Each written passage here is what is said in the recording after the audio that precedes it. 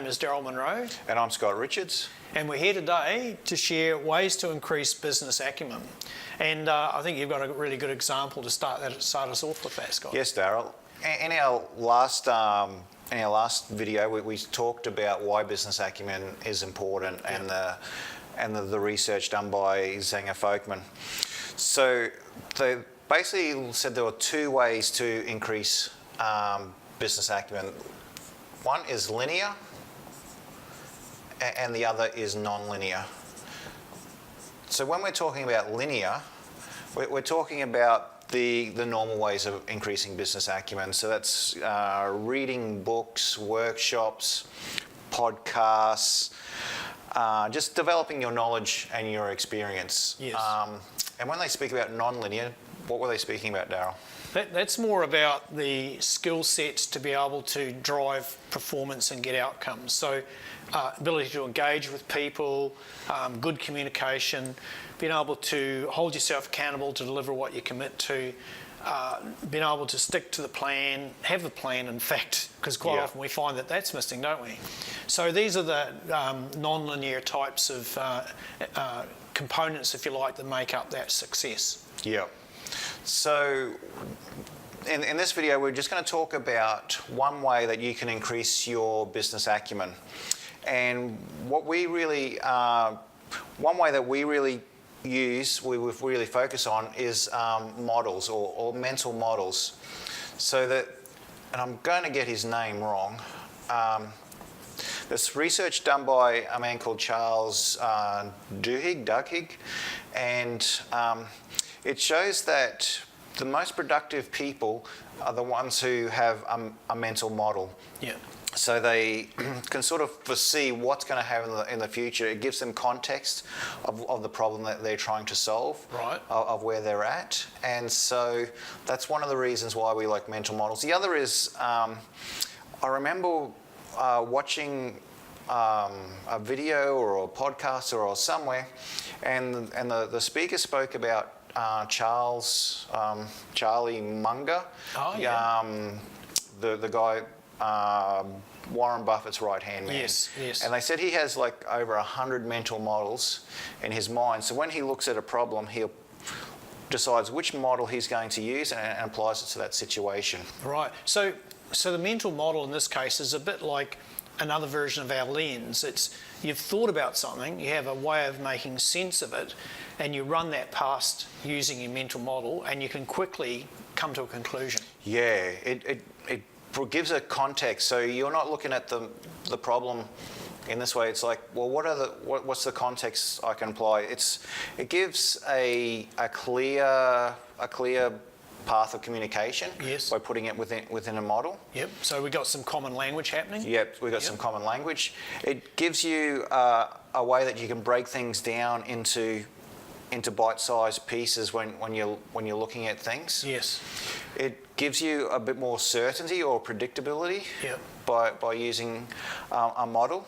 I guess it's also that thing about it takes a bit of the stress away, doesn't it? Because you've got a frame to be able to make sense of it, and having that discipline to be able to say, let me run that past my mental model to see how that stands up. Yeah. And one thing that we speak about a lot is with the mental model will come rules of thumb. Yes. And that we'll use rules of thumb. You can develop rules of thumb which are easily to measure. So you're not having to go through pages and pages of data. It's just like, bang, let's look at these. What are the critical things that you need to work on? Yeah, so a rule of thumb is just a very simple process. You come up with some metric or something that says a ratio of this equals that, and you take that with you wherever you go, you exercise that mental model, and you say, hang on a minute, what I've just read or what I've just been told doesn't stack up when I run it past my mental model, because it should be in the percentage ratio of X or Y. So immediately it's an alert, isn't it? Yeah. Exactly. So are there any other reasons? I suppose this leads us now into talking about models in a bit more depth. Yeah, exactly. Yeah, okay. So shall we share? Yeah. So one of the models that we use is called we call it the LASER model. And so LASER is an acronym. And it's just the way that we like to work. And even though it's in a linear pattern, it's really just easier for me to write out. So it's look, listen, learn. So why is this important? Well, if we go back to our formula of emotional intelligence, listening is one of the key skills, is to be able to, I can't remember, who is it, that says understand before trying to be understood. Yes. It's interesting that when we apply this, when we work with organisation or even with individuals with coaching, etc., is that the listening is the thing that people don't do very well at. And yet there's often the discovery of those hidden gems. Sometimes with you listening to an individual, it's a breakthrough statement that somebody makes. And you say, oh, tell me more about that. And they unravel a truth for themselves. Yep. In a business sense, this is, in so many organisations, regardless of where you go, anywhere in the world, people have had great ideas, haven't they?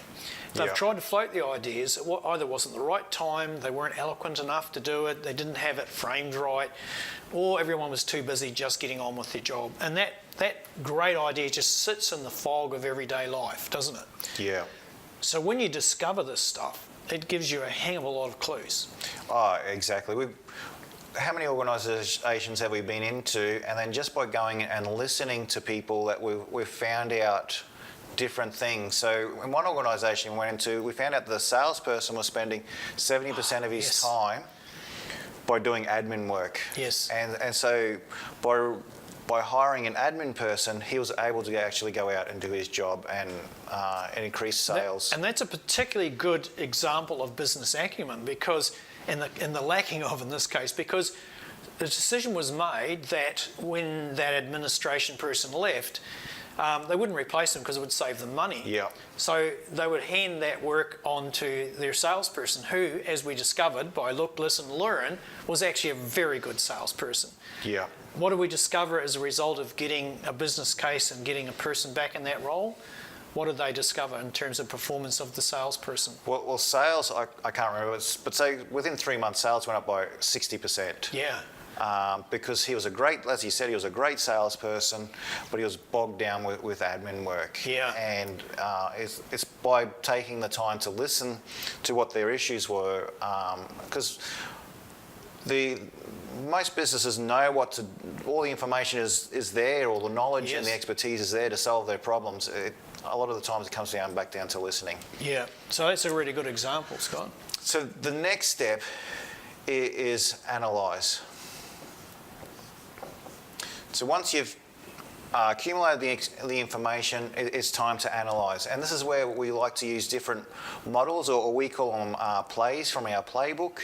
And we're really looking at the information within a context, whether it's a strategic business model, whether it's a customer value proposition model. This is where we analyse things within there according to their culture, because it's really important that when you're analysing things, you're not doing it within the way things should be in a perfect world, but according to their culture and according to the resources that the organisation has. And once again, this is just not about the numbers. No. No. So what's the differentiation that's going on here? When we do take that data and analyse it, what are we applying? Well, our business acumen. Yeah. Yes. That was a trick question. Yeah. And I guess because we're putting that whole formula together, the entirety of it, this is when we get some real insights for that business. And this is not done in isolation of our clients, because we work alongside. So it's their discovery process as well. Exactly, yeah. While this is in a linear order, it's really, they're all integrated parts of the thing. And one thing I forgot to mention was we use a model which we call SECH, which stands for Strategy, Execution, Culture and Structure. Yeah. And again, it's an integrated model, because I think it was Dan Pink in his book, he talks about that today we don't need more analysis, we need more synthesis. Yes. And how things are all linked together. Yep. And so I'll move on to the next step. Hey. Yep, very good. So, which you probably guessed, the third step is strategy. And this is where we take what we've analysed and develop a strategy for the organisation. Yes, and in fact, there could be elements to that, because what's discovered up here and through the analysis could actually have several pathways. Yeah. And so therefore there may be more than one strategy in any given situation. Excellent. Yeah.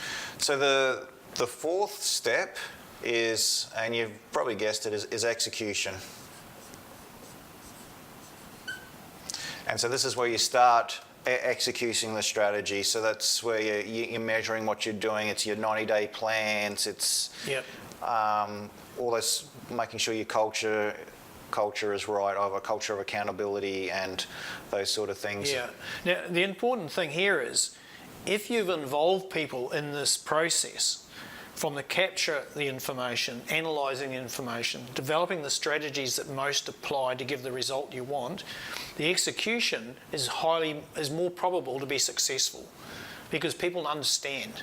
Yeah. So we're not going out to execute a strategy without having that understanding behind it. And this is where we start to look at extraordinary results. Exactly. And then on to the last one, and the R is one that's commonly overlooked, but just as important as the rest, and that's review. Yeah. It's amazing how often this process, that is not done. What's the value in actually running a review in our process? So it helps you look to see where are the gaps. Yes. So it's reflecting of what's not going right. So it's not a linear process, as I spoke to before, where you go back and start looking, listening and learning. You might go back and say, oh, I've got an execution issue. Yes. And then that might lead you to go back to let's go back and listen to or look at what's happening. Yes. Or maybe our analysis was originally wrong, or maybe the market has changed, and that's what happens a lot in industry, that, you know, in our current day where things are just moving so quickly, that our analysis 3 years ago may not still be valid because the market has changed. Not that we have changed. That's right. And I mean, how many times have we come across in organisations where there was clearly focused execution going on, and then in the hustle bustle and the fog of everyday life, they drift off and they get distracted from the core things that they're supposed to be driving. Yeah. So that review typically comes back and it'll start to pick that up. Now, obviously, that's the role of a leader anyhow, is monitoring that sort of thing, but this process actually requires or encourages you to do that review, formalise it, apply it, see what you get out of it. We always get something out of it, don't we? Yeah, and this is where the business acumen really takes over, where you've got that good financial literacy, but you also understand the story that the numbers are telling, and what's the strategic execution, and it's just vital to the whole thing, and that's why this is our mental model. Yep. This is our model that we use when we work with clients, whether we work in our own business. We just find this is what works for us. Pretty much, if you made me recall it, pretty much every 12 months or so, we actually go back mentally through our business to see whether we're still attuned, still aligned with our objectives. Is it relevant? Has the market changed? So it's proof that really applies in every context. Yeah, exactly. No, that's great, Scott. That's excellent.